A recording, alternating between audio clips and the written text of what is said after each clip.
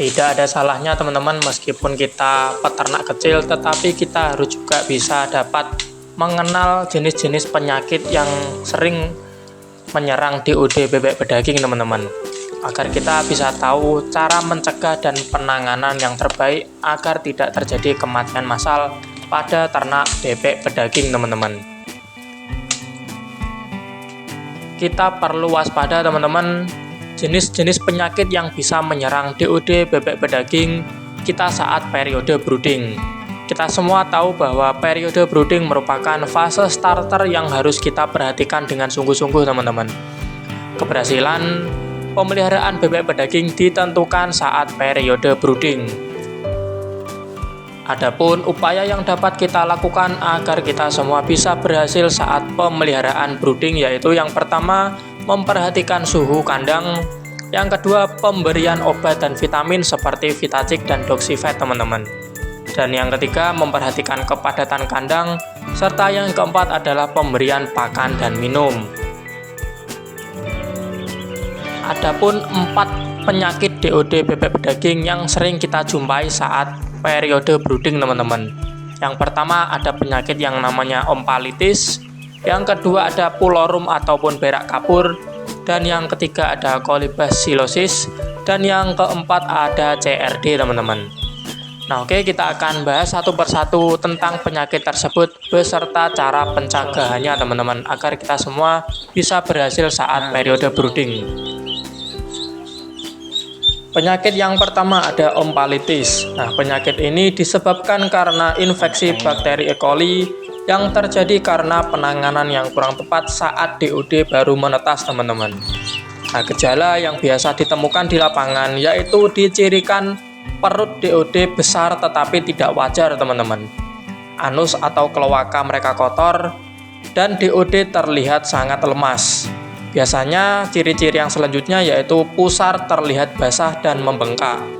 Nah, maka dari itu di video-video saya sebelumnya kita bisa mengetahui ciri-ciri DOD yang baik dan yang tidak baik dengan mengecek kondisi fisik DOD tersebut, teman-teman.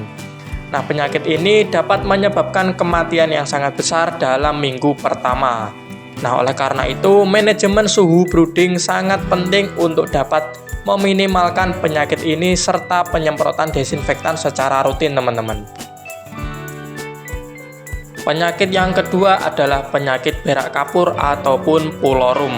Di video kemarin teman-teman, penyakit pulorum ini juga bisa menyerang bebek pedaging di usia 25 hari ke atas, teman-teman. Tetapi tidak jarang juga penyakit ini dapat menyerang saat periode brooding atau DOD, teman-teman. Nah, gejala yang biasa ditimbulkan adalah kotoran DOD bebek pedaging berwarna putih seperti kapur, teman-teman. Penanganan yang tepat seperti rajin mencuci tempat minum dengan menggunakan sabun, teman-teman, penyemprotan desinfektan secara rutin, dan sterilisasi air minum sangat terbukti untuk dapat mencegah penyakit ini. Saya juga pernah membahas di video-video saya sebelumnya, teman-teman, cara mengobati penyakit pulorum dengan memberikan antibiotik yang namanya tetraklor serta sterilisasi air minum dengan menggunakan Baiklin, teman-teman. Sterilisasi air minum dengan menggunakan Baiklin adalah cara yang tepat serta mudah dilakukan, teman-teman, karena kan tidak membutuhkan bahan yang terlalu harganya mahal, serta cara pemberian ataupun cara penanganan air minum ini juga sangat mudah, teman-teman. Penyakit yang ketiga adalah penyakit kolibasilosis. Bakteri ini dapat menyerang saluran pencernaan DOD bebek pedaging. Sterilisasi air minum dengan menggunakan Baiklin serta pemberian antibiotik seperti tetraklor, Doxyvet merupakan tindakan yang tepat untuk dapat mencegah penyakit ini, teman-teman. Jadi sudah terbukti, teman-teman, apabila kita mensterilkan air minum dan sering mencuci tempat air minum sangat ampuh untuk dapat meminimalkan penyakit-penyakit ini. Penyakit yang keempat adalah penyakit CRD, teman-teman. Penyakit CRD ini disebabkan oleh Mycoplasma gallisepticum.